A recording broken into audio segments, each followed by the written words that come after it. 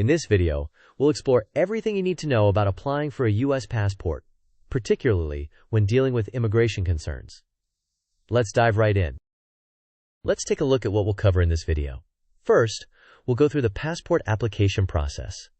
Then, we'll discuss how your place of birth is relevant. Next, we'll address any legal concerns you might have and the importance of consultations. Finally, we'll talk about document preparation. Next, we'll discuss the passport application process.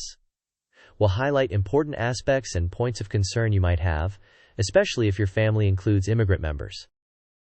In this section, we will talk about how the information on your place of birth and your parents is used in the passport application process. Importantly, this information is not used to determine your immigration status. The State Department primarily uses it for identity verification. Now it's time for a quick quiz. What role does place of birth play in the passport application process? Your options are: A. Determines immigration status. B. Used for identity verification. C. Shared with immigration enforcement. Or D. None of the above. You may pause the video now to think about the answer. We'll discuss the answer in the next section. The correct answer is B. Used for identity verification.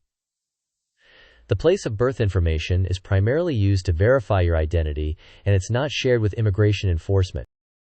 Let's move on to legal concerns and consultations.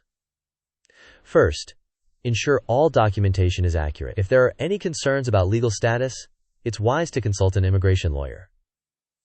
The good news is the State Department doesn't share information for enforcement purposes. Finally, let's cover document preparation. Organize and prepare all required documentation.